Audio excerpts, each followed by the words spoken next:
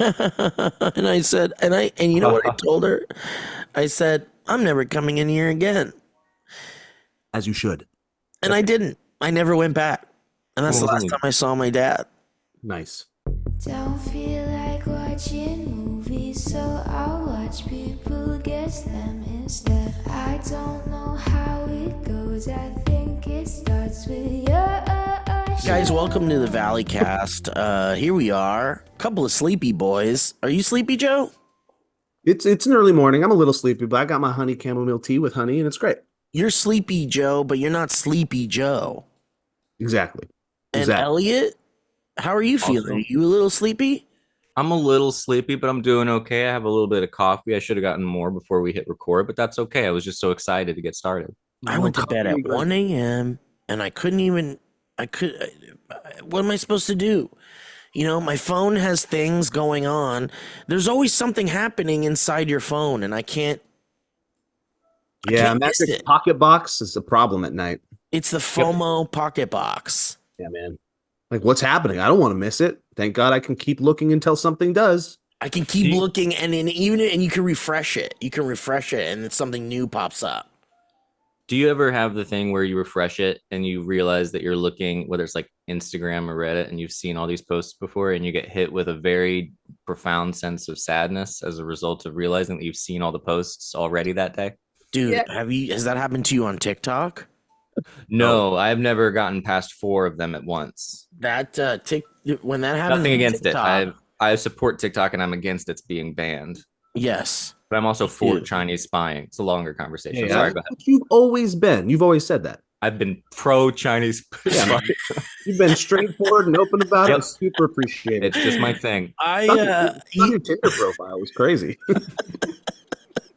But you've always been this way, Elliot, even in the SourceFed days. Yeah, we had to remember it was like 17 stories we had to cancel, like edited videos all the way from start to finish. We're like, we just can't do this. Well, remember when they got when they shot down those Chinese spy balloons last year, I was the only person who was more excited that they were Chinese spy balloons than UFOs. I've never seen you applaud for so long. It was crazy. I know. I think there should be a band called Chinese Spy Balloons. Oh yeah, that's good. That's Yeah. that's like a late 2000s ska punk band, for Right? sure. CSP? Early 2000s. Sorry. Yeah, late 2000s is way past the ska. Who would CSP open for? Oh, Real Big Fish. Real Yeah, big I was gonna say Real Big fish. The CSP didn't. They just weren't as big because people legitimately confused them for Chinese spy balloons. For sure. I went to Ska-Pocalypse and they open Real Big Fish. I would go to that. I would also go to Ska-Pocalypse. I miss going out to like festivals. You guys been to a festival in a minute? Is it because you feel you're too old or you're too tired? Well, it's kind of a combo of like, it's more like the prices are insane. And I'm like, might as well just do something cheaper and have more fun probably. And then, and you have to like pay an insane amount for comfort, just for comfort. Otherwise, you're just like, you're standing for hours, you're walking for hours. There's nowhere to sit. There's nowhere You're old. You're old, it sounds like. Because when you're younger, you're like, this is fun. I'm going to fucking rough it. Yeah. I'm going to hang out with my friends, like all sort of inebriated and fucked up. Yeah. You don't want to do that anymore. You You're want to. also crowded too, like You wanna super sit crowded. You could just stay old. Yeah.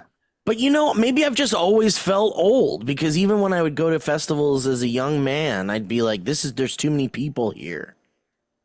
You did have a little bit, I think, of a tougher time with your anxiety at that point. I did, yeah. But I feel like the amount of people has less to do with anxiety and more to do with just being comfortable. Like it's uncomfortable when you're like, you came to see a band. You guys ever had this experience where you go to see a band and you get there early and you get your drink or whatever, and then you go to the stage and you're like, I'm finding a good spot here, and then you're like looking at your phone, you're hanging out with your friends or whatever, and then all of a sudden you didn't realize how fast it filled up, and you look behind you and you're like, oh, if there's a fire, I'm fucked. You're like, oh yeah, I'm just locked.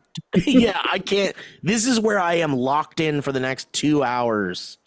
And if I want to leave, I have to be like that guy that's doing this with your hand through people's shoulders. I'm sorry. I have to. That part is maybe anxiety for sure, but that's not comfortable for anyone. Maybe. Oh, some people love it. Have you ever been at like the front? I've been at the front of the pack, like right next to the stage at Foo Fighters and Incubus in more that part's fun. Yeah, being right up front. Well, it's fun and it's not because you're getting like crushed against the whole time. That's scary, yeah. Like a wave, like waves come. Especially when the band starts or whatever, and people get excited, and you feel that collective. Everyone's moving, and you're like, I guess I'm moving. Some people craziest part, my favorite part about that though is looking at the security people. Yeah. That are staring at you while the show's happening. 2 feet in front of him. Exactly. Joe's doing the exact. It's just like nothing is going like. I think even what you're doing is more interactive than what I've ever seen. They're like those British guards. They are exactly like the British guards. And sometimes my favorite is when you see one mouthing the words to a song and you're like, oh, damn, this guy likes this one. I love Sarah McLachlan. Wants to turn around. He wants to turn around so bad. What kind of people get into those jobs? People that don't care about music or people that are like they're strong? I think they're strong. I have to imagine they like music. I'm strong, but I don't like music. What should I do? What industry should I get? I wonder like what their life experiences are like, because they don't just do concerts, and if they do concerts, they do like every kind of music, and so that can fill that kind of space, and probably like political events. There's probably religious things that they experience. They're probably really well cultured individuals, but you can't tell by looking at their stoic faces. They're great for a conversation with a spot of tea. I guess it's one of those things where it's like you can never like, I don't know, do you think there's a connection between people who are a good conversation and people who present themselves as approachable and social? Or you know what I mean? Like no, you got to crack that egg sometimes. You've had those people in your life where you finally get through like the 5th layer of the 7-layer onion and they're all hard, but then like they up and it's just like, whoa, you're the most interesting person that I've ever met. You just hate people. Right. And your expression tells me you don't want me to be talking to you, but you have a lot to say and I want to hear it. You got to stop trying to do that at the concerts though, Steve. It's really awkward. I just want to talk that to the you security. are too old for. Do you want to go somewhere a little quieter? To the security guard. That's classic. Who's your favorite band right now, Steve? Like my favorite band? Right now. But just right now. Like in general, like of your life, let's say. Well, Weird Al has been a through line for me. Okay. And, it's not a band, but... Weird Al's a bad example because of every Weird Al... Okay, Ruben is going to be very upset with you, Steve. It definitely is a band. Okay. It is, and they've always been together. Yep. But that's a seating concert all the time. You're always sitting at a Weird Al concert. Oh, They Might Be Giants is another one. I've seen them like 12 times. You get to see them on their farewell tour. It's the last time. It's all standing room. You're going, and you're probably going to like being in the crowd, I'm imagining. Yeah, that's a fun crowd. Like, it's so funny. Like, I'll bump into Hank Green at They Might Be Giants. I've told you this. Like, almost every time I go, I bump into Hank Green. And I'm like, and he's just there alone. He's not even, he's there to see They Might Be Giants. I love that I could, like, that's the clientele. It's like Hank Green and like a bunch of white nerds. And so I'm like, everyone's going to be respectful and standoffish and not aggressive because we're here to see a really nerdy band. Geriatric millennial alliance of passive, not getting in anybody's business, just enjoy your That's time. Another like late 90s ska band. Yeah. That's the thing. It is certainly, I've seen They Might Be Giants go from exactly like older, like now it's just older people, but I've seen, because they've made children's albums and they did like the theme songs to like Disney shows and stuff like that. So I've seen like young kids come to those shows, and I've even seen like, have you guys heard of bands doing like a kids show? Like we're doing like the kid friendly show at 7, and then we're doing like the adult one at like 9. You ever seen a band like that? Mm-mm. So They Might Be Giants has done that because they're like, we know the kids love our, novelty songs. So I've seen that, but lately, money there will be giant signs. Because we gotta do 2 totally separate shows instead of like Weezer, who just plays the kid songs and the adult songs all in one set. yeah, but the problem is They Might Be Giants has like 70 million songs.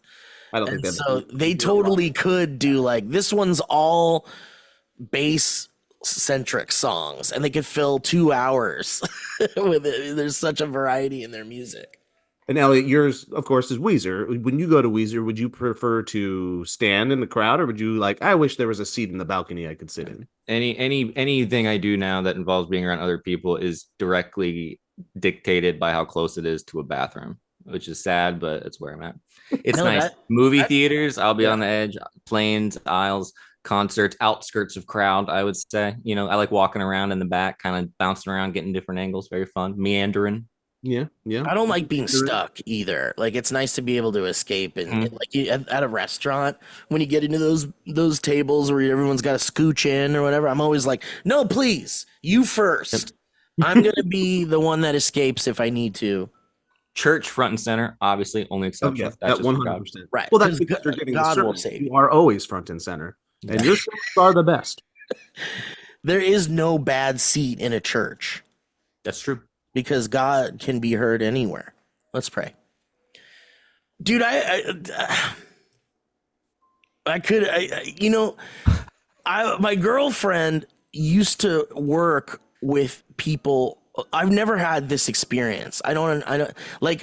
So disclaimer, believe whatever you want to believe. I'm not saying one is right or wrong or whatever. You guys know how I feel. I've talked about it a lot. But my girlfriend, religion makes you horny. It really does. So we'll keep this brief. But my girlfriend worked with a team at her last job of 3. So it was 4 people. It was her and these 3 other women that were in their early to mid 40s. And casual conversation would always involve religious conversation. And I've never experienced that. Not since I was a kid have I experienced like true organic religious conversation, in the sense that it's like it would be like this. It would be like, oh man, this meal looks so good. Oh, praise God. It reminds me of this story in the Bible. And you just start talking, like, you know what I mean? Like, it's just like, whoa, that blows my mind that, like, as casually as we talk about, like, going to a concert or, like, the things we talk about on this show, but instead you're like, that reminds me of a story in the Bible. And then just kind of, like, talking about the Bible. Like, that's... And she worked with these people who would talk about that, like, every day in casual conversation. So every casual conversation was a religious conversation. And I'm like, isn't there like a no religion in the workplace thing that happens? But also, like, sure, if that's what you want to talk about, go for it. But I would be so uncomfortable in that situation because I wouldn't know what to say to these people. I wouldn't be like, well, I don't remember that story. Start making up stories from the Bible to see if they're truly the whole thing. That's really funny. That's like the book of Job. What'd you say? What? Yeah, what chapter? Wait, what verse? I guess I just, maybe it's because my echo chamber is a bunch of weirdos and jokesters. And godless heathens. Yeah. We know. Yeah. It's a lens that they see everything through. So they have they'll do the religious plumbers and I've talked about that are not religious plumbers. Right. Plumbers. Unclogging this clog reminds me of yeah, you unclog it. Well, it's Sodom and Gomorrah. Speaking of unplugs. That'd be weird if that was the story that their meal reminded them of.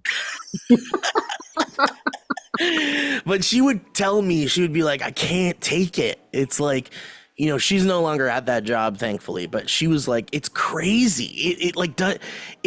It's crazy how, like I'm trying to compare it to something because, maybe I talk about movies a lot, but not every conversation is about movies. But that's their connection, right? It's the That's thing their that they're able connection. to talk about. Just like you're stuck with two Star Wars nerds that like really know Star Wars, and they equate every moment to that time that Luke did A, B, or C. I guess I care a little bit more about. Tell me if this is just me, but whenever I'm like in a room with like 2 or 3 people, or I'm having a conversation with 2 or 3 people, and there's like a fourth That's the Lord. Isn't Where 2 or more are gathered. there the Lord is. That's true. It doesn't need to be a church. It's just where 2 or more are gathered. So I'll be gathered with 2 or more, and we'll be talking about God. And there'll be this fourth person that's there and not saying anything. And I know I can security guard. It's the security. I'm hyper. It's the security guard, and he's not engaging in the conversation. And I'm like, well, maybe because what we're talking about isn't engaging to that person. And so what I like to do is I like to try to include the person that's not engaging. And by doing that, it's like you change the subject, right? Because obviously it's the subject that's not engaging them. So I wonder if it's just like, because for me, it's like if I'm talking about, so let's say I'm talking about religion and I'm talking about it in a way that's like, maybe not positive, but, or whatever. I'm coming from like a scientific, logical standpoint or whatever. And that person is religious and they don't want to hear that. It's like, I feel like I would be like, okay, well then we don't have to talk about it. We can move on. We can talk about something else. Like, I don't know. Is that like a hyper awareness? Like, I don't know. What is that? What do you call that, Elliott? Oh God. Well, for one, it sounds like it's probably the Lord speaking to you about that person and wanting them to be incorporated and go, oh, something is, happening, and you need to bring them into the conversation and keep the conversation where it should be, which is about the Lord, on God. Yeah. At all times. Wouldn't it be like, is it like performative, you think, when they're doing it? So they're not really concerned. Maybe, yeah. They're trying to tell other people what they're into. They're not trying to incorporate other people into a conversation. Or there's that feeling of like, I'm a good person, but I'm not doing anything to show you I am. So I have to tell you I'm a good person. Yeah. Without having to show you. I'd be uncomfortable with it. I think it would be hilarious and I would enjoy it. And I guess my question is, if there's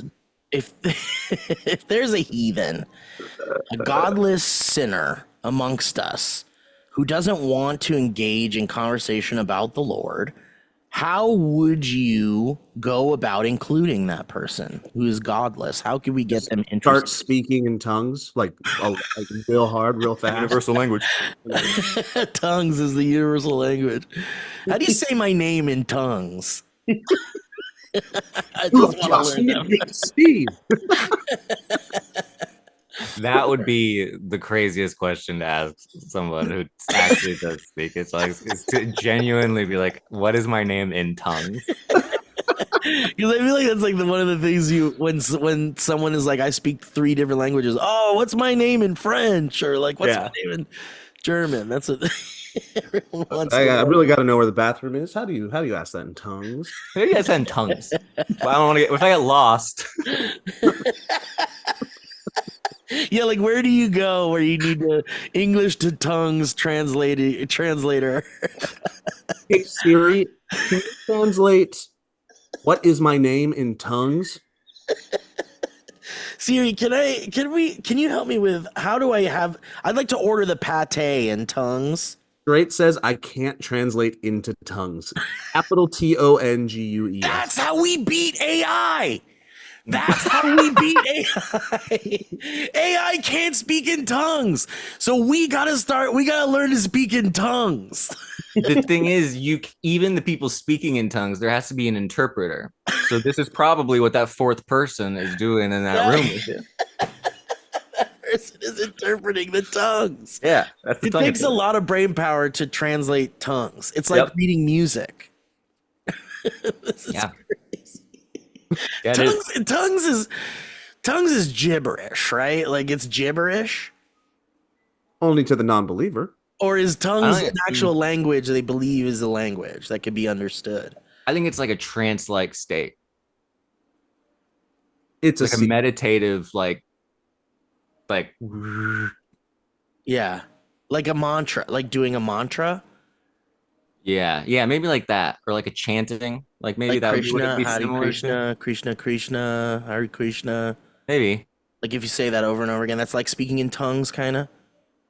I was reading this book called When God Talks Back, and it's about this, and it talks about how there is some brain thing that happens when they're speaking in tongues. Like it was like this anthropologist from Stanford or something, and she spent time with these communities who would do that, and then did all this research on it and found that there is like some kind of weird thing that happens. It's Whoa, like a interesting. Like different wave something in pattern. the brain that doesn't happen in normal Yeah. conversation. So it is like a thing, but I don't know how much. I think they also talk about how being group settings helps the charismatic, like you're so excited and jazzed that everyone just sort of gets like. Everybody else is doing. I have to do it too. So it's stimming. What? Is that a sex thing? You don't know what stimming is? What's stimming? Stimming is just like when you have like there's a lot of people think that they stim, but it might not be. The definition is kind of can be interchangeable, I guess. But you know how like when you're sitting there and you're nervous and you're bopping your knee up and down a bunch and your knee's going up and down, and maybe it goes faster when you're more nervous or you're waiting for something. They say that is a stim. So when you do something like maybe you do this with your ear, fidgeting, yeah, fidgeting. I get, but I guess fidgeting is more common. Stimming is more associated with a nervous thing you're doing as a reaction to maybe an uncomfortable scenario or something like that. Like when you're really like when you're really attracted, you're like a guy on the internet and you're attracted to like an OnlyFans model, and you think that you're gonna like get a chance with them, and so you're like always leaving comments like complimenting them on that. That's simping. I can't keep this. Is it like figging? Here's the thing. There's all this terminology: stimming, simping, gooning. Like, there's all these things. I can't keep track of all this millennial shit. Who was I talking to about gooning and how funny that is? Dude, gooning is crazy. And having to tell people. What the hell's gooning? No, really? No, you need to know what gooning is. This is what I was gonna say. It's so fun to talk about, or to talk to people who don't know what this is. This isn't the thing where you dress as like an orc or something, is it? No. That's like Goblin Core or something like that. That's fun, and this is sad. Goblin Well, Core. you know, gooning is like, even I kind of have a problem with a clear answer about what gooning is, because a lot of people who talk about gooning and say gooning are mostly joking, but It's got nothing to do with like banding together with your young group of friends and finding a pirate ship. It's got nothing That's to do. Goonies. Those So that's are Goonies. Goonies. And honestly, if I would love to be like, I miss going on adventures. We should go gooning sometime. Next time you're in Oregon on the coast and you're looking at, it's like, this reminds me of gooning. When I was a kid, me and my friends used to go gooning at Orcas Island. All the time. So gooning is But now Tommy's a lawyer. Don't know what happened to Grant. One of them is in a bunch of movies now.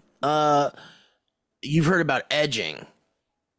Yes, I know edging. So edging and gooning are, in my mind, they're the same. Yeah, like edging. Gooning is the opposite of edging, where you just scream and punch it until it happens.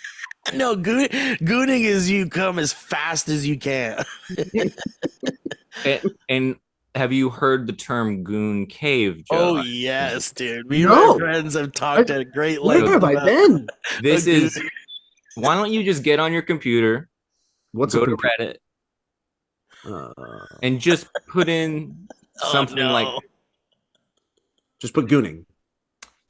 Yeah, let's. No, I don't think Reddit, because it's so the Gooning lore is so deep. Oh, is it? Okay. That it's gonna be. You're gonna find people that are used to saying it already. There's mature content. Am I over 18? Should I do it? Let me see your ID. You should not do it. Don't do it. So I should not see this blur. No, you should see the blur. I mean, it's gonna be. Okay, I don't know what this means. Okay, so here's what Urban Dictionary says. Okay, Oh, those people look way too young. Urban. Here's what Urban Dictionary says: Gooning may be most simply defined as the state usually achieved after a prolonged edging session. When a man becomes completely hypnotized by the feeling radiating his penis. That's awful. That's so weird. People are so weird. Since this is maybe the clearest definition of gooning that maybe separates the edging from the gooning, because it says here, since a gooning state can only be achieved after edging, the man's penis will have become mightily aroused at this point, and every caress is the person is subjected to will trigger potent elation. And so it's meant to this is what edging is. Edging is just prolonging an orgasm for as long as you possibly can. And a goon cave is a place where you are surrounded by images. Do you remember Billy Madison pretty well?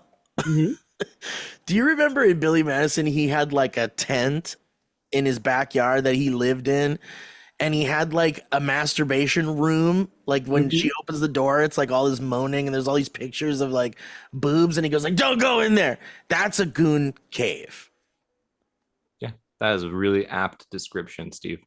I think that right, but I guess it's just these. But there's this community of dudes who I learned about who will brag about their like setups the same way like gamers will brag about their setups. And they'll be like, so if you go, all these dudes being like, look at all of these screens I have that are just blasting like 8 videos of porn at them all at the same time. Okay, so this is like the dystopian future where you go into like some sex building where you see all these people in their goon caves and they're like connected to VR and they're just surrounded. Yeah, and it's like going in their veins. Yeah, and they're like hands are fast and they're like, yeah, and it's like, buddy, are you good? And the hand just goes, like you see one thumb up, but they can't. And then he sticks the thumb up his ass. What? Okay, so I understand goon cave, but I still don't understand what gooning is. So gooning is the act of not allowing yourself to have an orgasm, which is the same as edging. New words for new generation. It's just new words for new generation, exactly. Okay. And can I say something, guys? I think we might be on. I think I've got an idea. Because goon caves are totally becoming a thing. And people want them. So what if we created something like the Best Buy Geek Squad, but we're called the Goon Squad, and we help you set Nice, dude. We help you set up your goon cave with the perfect, like we do all the research on the best goon caves. But we don't have any like real good tech knowledge, so we just come in, rip like pages out of old 1990s Playboys and just stick them to the wall. Well, that's the budget package. Mm-hmm. But if we want to get into bigger stuff, we're gonna have to get Trisha involved because Trisha will help us with the computer stuff and the technology and the technology. Yeah. Oh, involved in that one. Got you.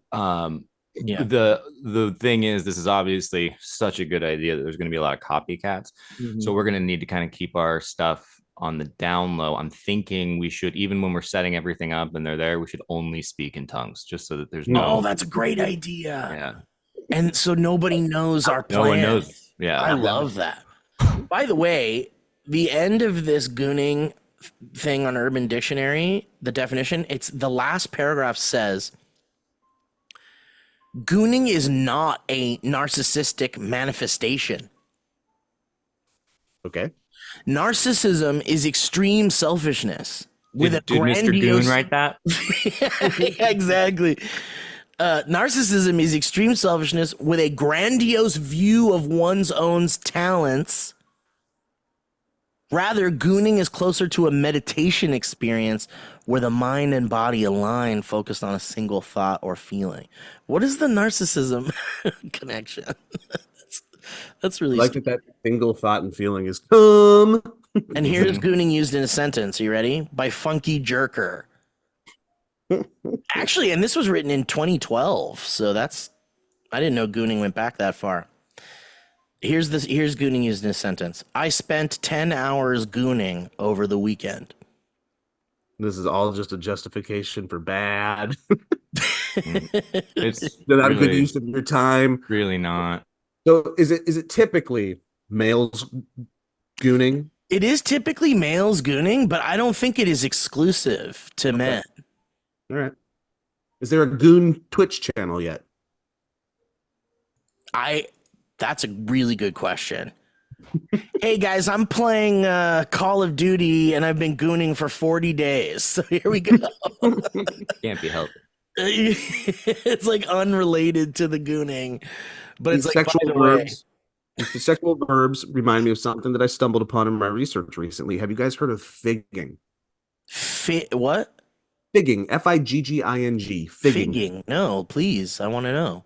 Well, figging was a form of torture back in the day where one would take ginger root and whittle it to a very phallic looking piece of ginger.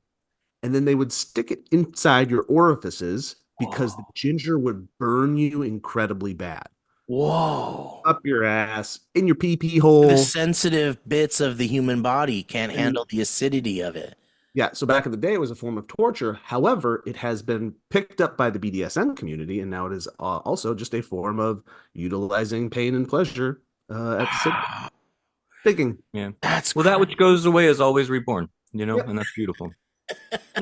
I love that most of these are like medieval torture things that they're now like, well, maybe that's the only way I can come. Have you guys heard of cut off your dicky off? I've been to the subreddit once, and it is tough. It's tough to look at. Have you been? What about Paul bunching? You guys ever do Paul bunching? When you take a bunch of Pauls and you crumple them all together? Yeah. You Roll them punch down a hill? Up your ass?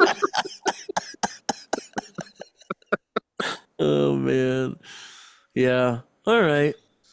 It's early. Good to laugh, guys. Good to laugh. It is good to laugh, Elliott. You're dealing with some not great stuff at the moment. I like the transition. It's been very sad here, but this is nice. This is a good time. For those who don't know, I lost a buddy of mine named Goose. As opposed to, we just spelled Goose, not Goon, the subject we were just talking about. But we're not gooning. We're not goosing. Yes, we're not goosing. But boy, I miss her very much. And man, that was a horrible experience. I did not expect to be as heartbroken as I was, but it was time, definitely. For those who don't, I don't think we've talked about it, but I talked to the doctor on Tuesday, and they said that it was very likely that she had a kind of cancer that may have been spreading, and we weren't able to do anything. So she was taking a turn for the worse. And then we did it on Friday. So it's Sunday now. And I don't know if you guys have done this recently, where you've noticed the silence of a house after losing a pet, but it is one of the eeriest, saddest things in the world. So it's been a tough time, but it's little by little getting better. It's very hard. Sorry, man. Silence is a reminder. That's rough. What's that? It's hard when silence is a reminder. Yeah. Oh man, it's crazy. She was a loud dog. But man, she was so sweet. She went perfectly peacefully. It was very beautiful.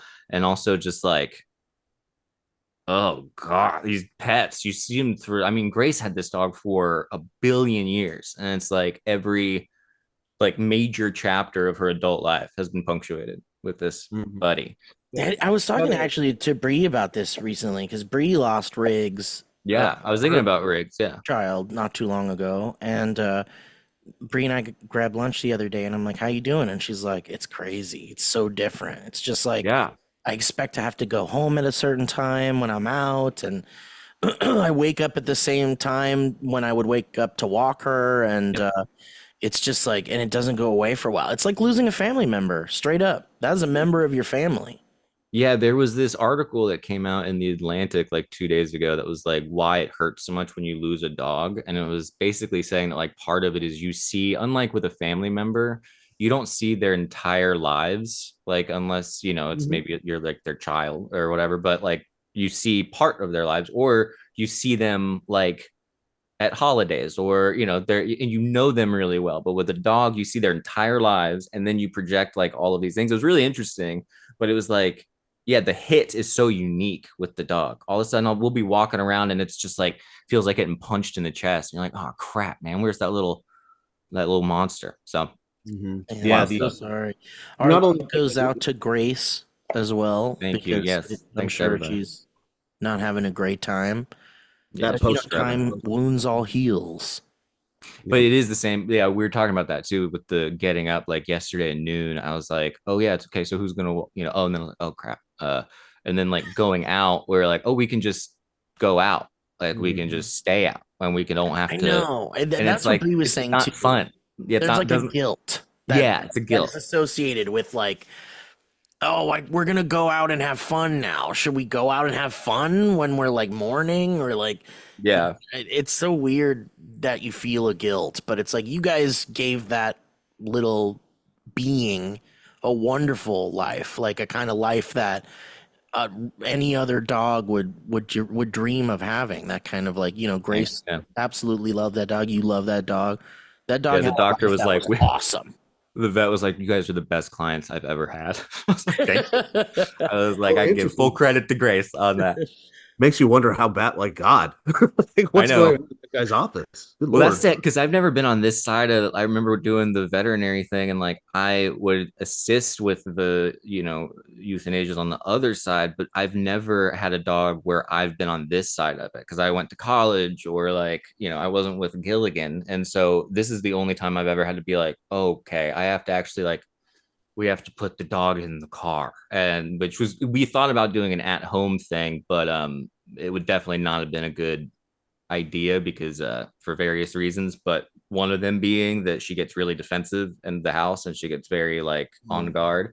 But having to like put her in the car and be like, okay, and like make the decision and then be like, is this the right, you know, and go back and forth. Terrible experience. And that Uh, drive must have been really hard. Oh, it's Like, horrible. Yeah. ugh, I'm And then so trying not to sorry. cry around the dog because you're like, you don't want her to get, you know, freaked Well, out. dogs know too. Oh, When she you're, knew. Yeah. She yeah. also knew. She was like telling us days before, like it was very obvious that she was just like struggling. And we were like, oh, this is a thing where she actually is like, we're keeping her around and that's not nice to her. Right, right. And that's the other thing, man. Like when with humans too. Like you see the suffering. I've seen family members suffering, older ones that are suffering with something, and you're like, dude, the family wants to keep them around as long as you possibly can because it's like, we love this person, we don't want them to be gone. But on the other hand, it's like, I mean, just try to imagine the pain that they're in and the relief of finally letting go, and that's a really tough time, man. Very tough. Yeah. The irony of the, it was like, oh, we were like, oh, did she have cancer like while? Because the weird thing is like Goose never got sick the entire time Grace was sick, but before and after she Oh, like yeah. every like couple months was getting an ear infection. We take her in, she'd have a little bit of this, she'd have diarrhea, we take her in, she'd be fine. She's always like a mess of a dog. But during that time with the chemo through the surgery and the radiation for Grace, Goose never she never got any kind of ear infection, but she was never like whining about it. She was perfect the entire time. And we were like, oh, did she have like, it was kind of starting to like, while, and then it was like she stuck around the whole time and took care To of be Grace. supportive Like, for okay. Grace. Yeah. Yeah. What a Dogs are beautiful wild. thing. Yeah, Very man. beautiful. Good dog. Anyway, I don't want to let's get back to Gooning. I do want to say though, rest in No, peace absolutely not. to Thank you. Goose. Goose Amen. is across the rainbow bridge in doggy heaven. I believe in dog. I think doggy heaven exists. I don't believe in human heaven, but I think doggy heaven exists. I I agree. mean, that's the one that should exist, right? It is the one that should exist. Those are pure, innocent little beings. We were Seriously. like, I think she'll get.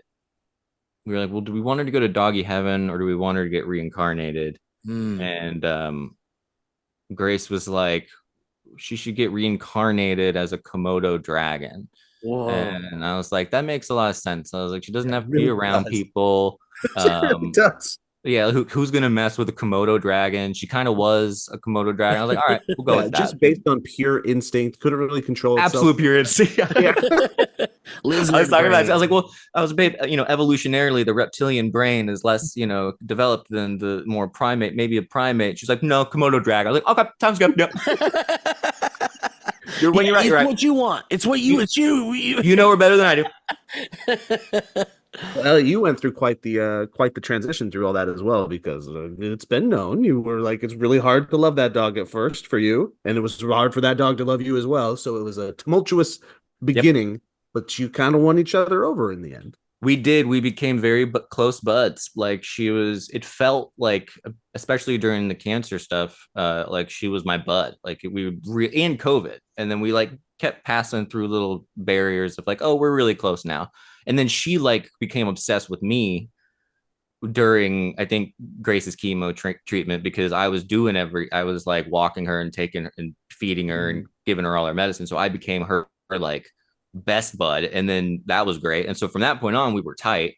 But I was like, oh, this is going to be like really tough, for Grace. But the amount that it affected me, yeah, especially for when we first met, I was like, I was like, this dog is going to end up killing me, or You weren't on the Goose train at first. I was not. And then I was like, oh, this is very much affecting me, but that's a good thing. We loved each other. We're all a big, happy family. And yeah. Oh, go ahead, Joe. Sorry. I was gonna say those the little pets, man, from dogs to cats to like they all get in the heart. I remember when I was a kid. Yeah. I had a dog, I had a cat, and I had a hamster at one point. And when all of them passed for various reasons, fell apart. And just it didn't matter the size or the type of the animal, because again, you invest in them and they invest in you, and you imprint it on each other's hearts, and you become part of one another. And it's like, from I can't walk the dog anymore to I don't get to watch that little thing not know who I am and run around on a hamster wheel. It's autonomously living. No idea that I'm in the room hamster anymore. Yeah. That I love so much. Yep. That big black blob gives me this crunchy stuff. And I like it.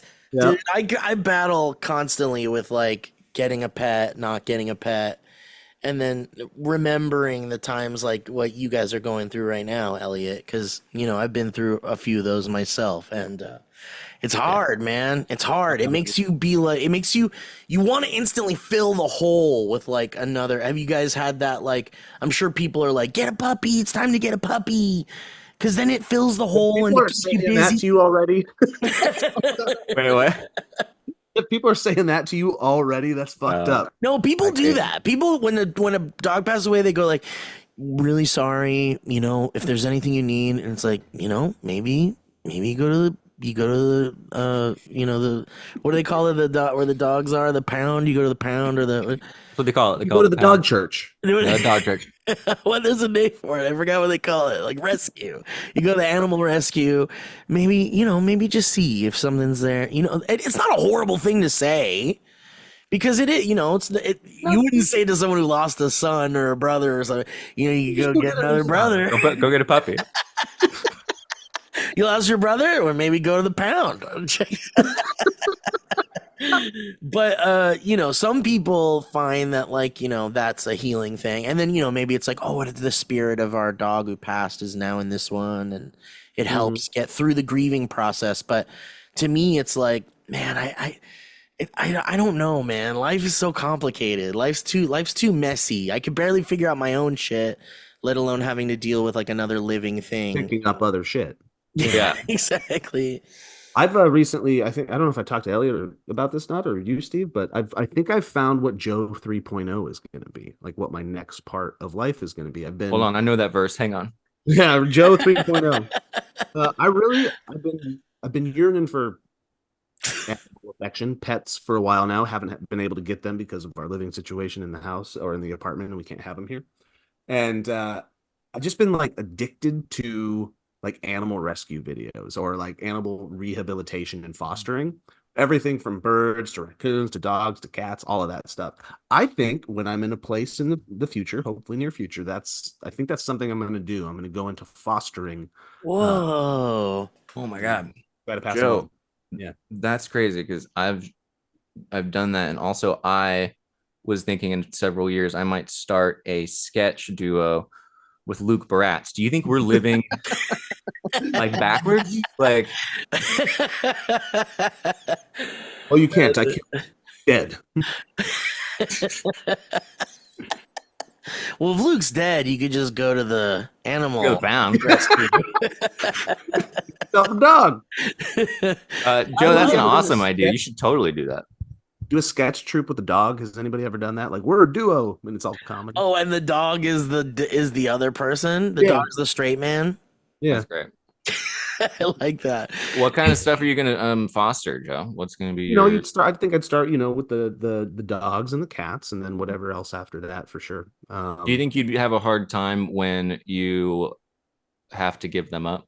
Yes, I'm also succumbing to the fact that I will hopefully own like 5 or 6 animals because they're the ones that I was like, nope, too in love, can't doing it. Yeah. Dude, that's the problem. Like I would fall in love with the first dog probably and be like, well, now I got to give you up. That's crazy. I think there's an addiction to making people happy too, though, in those situations when you do rehabilitate or just save an animal and then be able to gift it to a family that very clearly is going to be happy and will check in with you all that. Like, I think that's probably just as addicting as keeping the animals and selfishly keeping the love for yourself. Another one that people do, sometimes in their older age or people who have had a lot of animals in their lives they'll foster the dogs that are like old that nobody wants anymore, but need love and need comfort as they pass, and that's another really commendable one, like a hospice almost, for dogs or animals. Have you thought about getting a fish, Joe? Like a little aquarium? Could do in your apartment? Buckfish. Okay, I hear you. Yeah, you have always said that. That's fair. Everyone needs a line. I've got 2 geckos here, and they're borderline. No, they're worse than hamsters. They definitely don't know I exist or care. What's the deal with that? How long have those been around?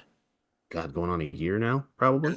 Yeah, so how do you feel about that? You feel like they're kind of useless pets? Yeah, but it is cool when I can hold them for 2 seconds. And and you just have to make sure they don't run off and then hide underneath the couch or something. And then that would be such a nightmare. Has that happened? Have they run off at all? No, we have not let that happen yet. That would suck. Like, what do you do? Fucking fast, man. Dude, I swear to God, it's now the second time it's happened in my apartment, but I don't know if I told you guys this, but there was one day where I was just like laying down on my couch and I felt like what maybe felt like a remote control falling off the couch. And I was like, you can feel that happen. Like something falls off and then you kind of hear it. I'm like, well, there's gravity.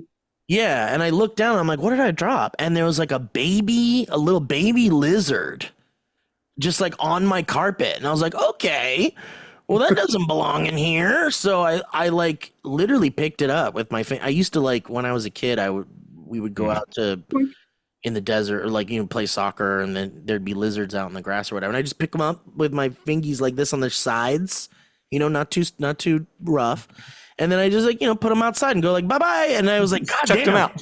I just fucking threw them. Yeah. They're fine. They're fine. They weigh less than us, so it doesn't hurt as much when they hit the ground. Yeah, like ants.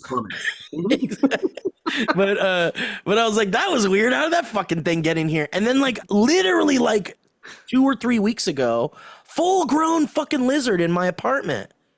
Whoa, you're infested with lizards. Cool. Thinking that the fact that it weighs less means it doesn't hurt at all when you throw it is very funny. Doesn't weigh as much. Doesn't it hurt? Hey, wait a minute. My baby top. So popular. Can't hurt. Look how small it is. Yeah, you throw a lizard off a building, it'll land on its feet fine. They're not as big.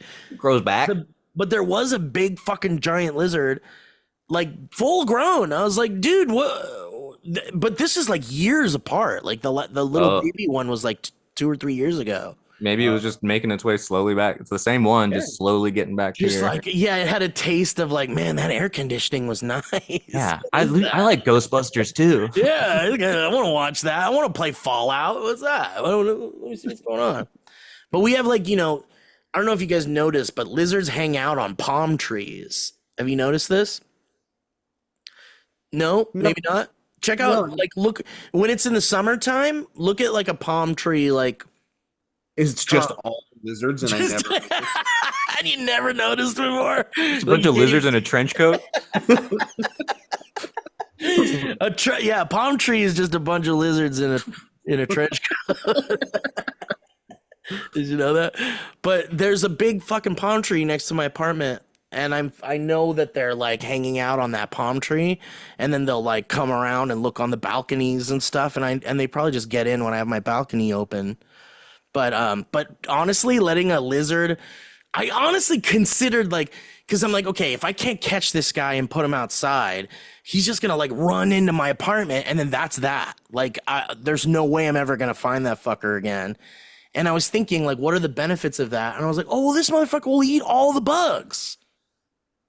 And then I was talking to Owen about this, and Owen said that there's people that do this. They have like a house lizard that they just like let live that will eat all their bugs and shit, like a cat. Live and let lizard. But then you gotta get a cat to get all the Once lizard you're done out. with the lizard. And then this goes slippery real quick.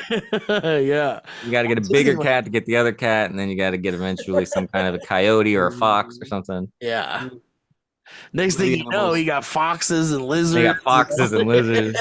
all You're living the in- happiest person you've ever been. It's And you're crazy. so happy. We have a lizard, alligator lizards in our yard, and those freak me out. And I like What are lizards. those? I need to look this up. Alligator lizard. Yeah, go for it. Let's It's a do it all western together. alligator lizard. Alligator. Oh, they're like borderline. Oh, They're interesting. basically They look like snakes, yeah. salamanders. The size of their tail is too big for me on an unconscious level to like. I get the ick looking at these things when they appear. And I'm sure they're cool. I can appreciate that they're beautiful, but they do give me the ick. It got confused on its evolutionary journey. It did, and it took a turn that I'm not a huge fan, because when you see it out of the corner of your eye, you go obviously snake danger, and then you go, oh, it's a lizard. No, it has legs, and that's not normal. It took a while for me to figure out what it was. This is the guy. This is him, officer. Some of them's tails are way longer. Oh, so that's maybe not what yours look like. Yeah, like way long tail. Like there's one that. Let's see. It's a Hang on. western alligator lizard. Let me see. What'd you say, Joe? The western alligator. Oh, that's a lizard. good idea. Yeah, western. It just pulled up the same, literally the same picture. Okay, so maybe like this. long ones. I see there is a long. Yeah, all those. I mean, yeah, this is terrifying. Because the tail moves, like a snake, so it's not fun. God. Yeah, And I you'll don't love that. They hang out like between the house and like the grass, and so it'll just be like, oh god. Yeah, Oh, I don't love that at all. Yeah, that's that. I would not be cool with that in the apartment, but I do kind of like the idea of you having a house lizard, Steve. That'd be a good idea. Right? Like I don't hate it. Like I don't think that there's enough of it, like a bug infestation for it to be necessary. But during the summer, Get more or bugs. something, you get fruit flies or something yeah. like that. Maybe I should get more bugs. Just leave a shit out for a couple weeks. Honey, call the bug guy. We need bugs.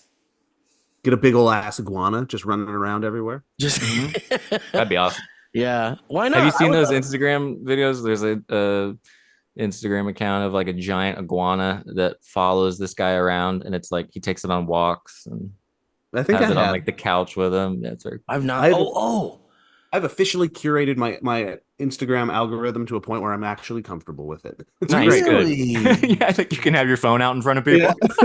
But you don't try to have like a good TikTok algorithm. You don't really. Don't open the TikTok app, man. guy. Never Nice. open it. Dude, Nope. can I tell you, like, I'm literally sad that we might lose TikTok because I I feel don't. like I finally found a place that has like the weirdest shit to satisfy my like bizarre. A, I don't think it's going anywhere, and B, if it does, Instagram's just going to turn into it wholeheartedly. Yeah, I know, but you know, Instagram doesn't have that super lax Chinese government rules. Yeah. I've been telling you guys this for years. Yes, No, you maybe have. maybe I should have listened to Elliott this whole time. Mhm. All right, well, let's wrap this up. But I want to find out is if there's anything you guys are watching that you want to share, or something you finished or something. I watched Late Night with the Devil Oh, I need to see that. I still haven't seen with it. Elliott's friend Damian Malchuchin. What's his name, Elliott? Dast Malchian. David What? Dast Malchian. Yes, That's that guy. Malchian. Not a friend, but nice guy. An acquaintance. Yeah, it was great. I really, really liked it for a small little like indie horror thing that is also harkening back to the 1970s late night talk show world. It's really cool. Did you guys ever see that movie Life with Jake Gyllenhaal? Mm. No, that space movie. It's I know what Jake you're talking Gyllenhaal, about. Ryan Reynolds, and Never saw. Elliot. No, No, dude. I remember seeing it way back, and then I like really enjoyed it, and then last night my girlfriend was like, "Can we watch something kind of scary?" And I was like, "Ooh, yeah." And for some reason, Life popped up, and we rewatched it, and I like that movie. You guys should. I highly recommend that movie, Life. It's about people going to space. There's a satellite that or a probe that NASA sent out like decades or whatever before that has collected samples like from Mars or something. I don't know. And then they catch it. Ryan Reynolds catches it with this like robotic arm from the spaceship, and then they find life on it, and the life evolves very quickly on their ship, and it's like Alien. And it's really good. It's a modern Alien, Ridley Scott Alien movie. Cool. Okay, I'll give it a go. Now, that seems like something I could throw on and not it wouldn't be too scary. Is Late Night with the Devil, some of the clips I saw seemed too scary. But also slow demon burn stuff scares me. So it's a slow burn as far as all like that visual stuff goes until the end. Okay. And even then, it's not that bad. I don't think. It's just cool. It's a very stylized movie. I think it's just fun. It's just I haven't seen something like it before. Really cool. It might be my one Halloween movie. Maybe I'll have to hold off on it. Yeah, I wouldn't say it's like super scary. It's more interesting than super scary. More culty. It's culty. Yeah. Okay. Cool. Not cunty. I said culty. Okay. Are you still on board? I'm out. I'm Now not I'm watching it anymore. I also finished Fallout. The show. I loved it. I thought it was pretty good. I can't. I've only gotten this first episode. So okay. No spoilers? No spoilers. I really, really want to keep watching it. And I know nothing about Fallout. So I think I overall enjoyed it. I loved the similarities to the video game. All the little Easter eggs to the video game was very nice. And you don't need to care. What's that? They weren't heavy-handed. They were just. It was not heavy-handed. It was very like it just happens, and you don't have to know the game or anything to enjoy it. It just kind of heightens the experience a little bit. But something overall felt a little disappointing. I don't know what it was. Maybe it's because the tone, like, and I don't think this is a spoiler, but the tone never really grabbed me because I was like, is this supposed to be like very funny and tongue in cheek, or is it supposed to be like kind of scary and there's danger? And I never felt like anyone was in like any kind of real danger because of the like tone. Yeah, I don't know. I enjoyed it, but I enjoyed it overall. I'm trying to think if there was anything else that I have watched. I don't. I've been watching a lot of sci-fi with Hayden lately, which has been really fun. Like what? Just like a bunch of throwbacks because she watched Looper with me. I don't know if. Oh, cool. And I was like, wait a minute, did you like this? Because it's been hard to like find things that these kids actually want to watch. She's like, yeah. And I go, I got so many things we can watch. Yeah. We've been spending like almost every night of the week just watching something. And if we don't get through it, we finish it the next day. So like Looper, Minority Report, cool. Event Horizon, which Guys, it doesn't hold up at all. I know Good. it. It's bad. It's not good. Well, but it's still like bizarre. It's still unique enough that it's up there and deserves the praise. People used to be like, "It's hell in space. It's so scary," and it's Well, because there not. was nothing else like that at the time. But it's not good. It's not. I mean, whatever. I mean, it's not the best movie ever, but I think there's some weird shit that holds up, but Sam Neill mostly and doesn't. Lawrence Maybe. Fishburne are great. What? Oh, Three Body Problem. You guys got to check that out. Damn it! I know. That's my next on my thing. I'm gonna do 3 body Please. problems Fallout. I think you'd love it, Elliot. I think you'd love it. And also, as far as like sharing sci-fi stuff with the fam, Joe, I think Three Body Problem is a perfect choice. I watched all of that. I don't think that's going to hold Hayden's attention, unfortunately. Yeah, you think it's too high concept for? This is long. It's like bite-sized chunks for sci-fi. Oh, we watched Edge of Tomorrow. She loved that, which was great. Great movie. So it's been fun. It's been fun doing that. All right. Well, anything else? That's it, everybody. Thank you for all your kind words. Rest in peace to my lovely puppy Goose. And love to Grace as well. Her Grace post on Instagram was incredibly beautiful. Wasn't that amazing? My God. Yeah. How really it was. Like the next day I was like, oh my gosh, you've got it together, girl. Yeah, I read it and I was like, yep, no notes. We're gonna post it. Actually, one more quick tangent and question before we go, because I'm really interested. We haven't had a chance to talk about it. Grace courageously went and did some live comedy recently after a while. How did the Ass Cat thing go? Was it fun? It was wonderful, and it was great for her to get out there. I hung out in the green room by myself, which was funny for me. And I took a lot of their snacks and I ate them, and then I would go out and I would have like some of their beer, and I took just wandering around. Yeah, I explored the whole place. I like went and looked everywhere, and it was like I took this photo. Where were you when it all changed? Here, pissing and shitting, and that's in the bathroom. Oh, that's in there. That's funny. Yeah. And then here's me by myself with like as if I'm like on the show. Very fun of everybody that's performed. Yeah, but she did great. She got up there, and her job was to do the monologue where they like throw out suggestions. She does a monologue, and then they do sketches based around it, and it was great. They were all lovely. What was her suggestion in monologue? Her first one, she hit him with the curveball of the time she had breast cancer when she found out. Right. And I was like, okay, let's get them warmed up, babe. Way to go. Just go right in. And they nailed it. Like they made it very funny and very very good. So it was great. And she got to like make people laugh and improv a little bit on her own, which I think for her is like a muscle she needed to flex for a second. That's super fun. Love that. Very proud of her. Falling back in and like doing classes at UCB and stuff. I think that might be fun for her. Yeah. Getting involved in that kind of community. It is also though, you go, oh man, when you like haven't been in it a while and you're then all of a sudden exposed. And I was in the best case because I could just stay in the green room and like listen to people talk. But it is that kind of like, you miss it, but there is that like it's a very specific thing when you're around a bunch of improv actors, as you guys know. Of course. Oh, for sure, especially UCB. Yeah, it's a very specific type of person. But anyway, it was great. Little community, but that's cool. And for those that don't know, Ass Cat is like one of the longest running shows started by the Upright Citizens Brigade, and like the main people, Poehler and Besser, all Matt Walsh, all those guys. And what you do is that they have celebrity guests come in, and they just, like Elliott said, get a suggestion, and they do a monologue about their life. And then usually the people in the show are kind of like the cream of the crop of the UCB community at the time, and a lot of times like what Besser and all those guys will show up and play with them every once in a while.